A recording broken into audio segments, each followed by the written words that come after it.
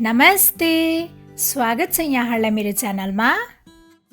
आज म यहाँहरूलाई पिरो सिद्रा माछा र भटमासको अचार बनाएर देखाउँछु। यसलाई यत्तिकै स्न्याकको रूपमा पनि खान सकिन्छ, साथै यसलाई चिउरा अथवा दाल र राइससँग खाँदा पनि एकदमै मिठो हुन्छ।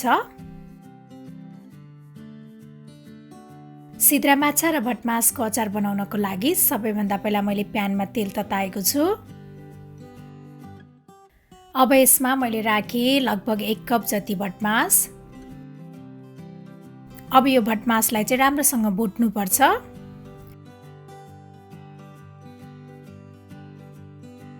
भटमास राम्रोसँग भुटिसकेको छ। मैले यसलाई एउटा बाउलमा राखेँ।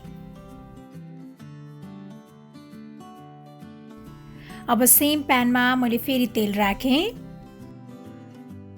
त्यसपछि मैले यसमा राखेँ यो प्याज अनि हरियो खुर्सानी। अब यसलाई हल्का रातो हुने बेलासम्म भुट्नु पर्छ। प्याज र हरियो खुर्सानी यतिको भएपछि मैले यसलाई साइडमा राखेँ। त्यसपछि अब यसमा मैले राखेँ यो सिद्रा माछा। अब यो सिद्रा माछालाई पनि हल्का रातो हुने बेलासम्म भुट्नु पर्छ।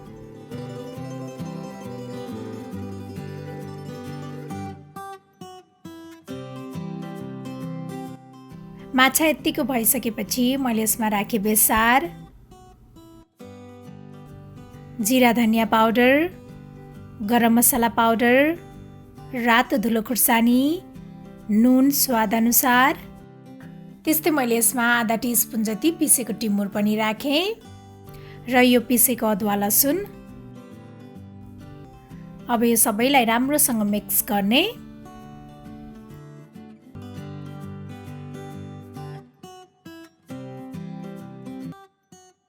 त्यसपछि मैले यसमा 1 कप जति टोमेटो प्युरी राखेँ। मैले चाहिँ क्यान टोमेटो प्युरी युज गरेको छु। यहाँहरूले चाहिँ घरमा फ्रेस टमाटरलाई ब्लेन्ड गरेर त्यसको प्युरी युज गर्न सक्नुहुनेछ।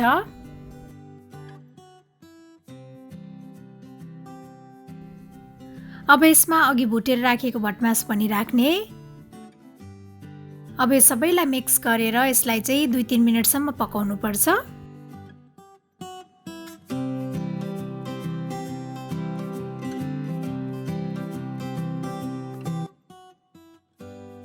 अब अन्तिममा मैले यसमा राखेँ आधा कागतीको रस।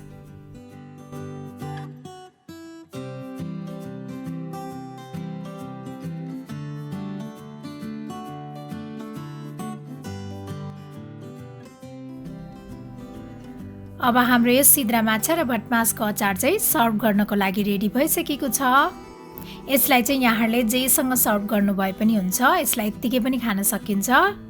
मलाई आशा छ यहाँहरूलाई यो सजिलो सिद्रा माछा र भटमासको अचार बनाउने रेसिपी पक्कै पनि मन पर्यो होला।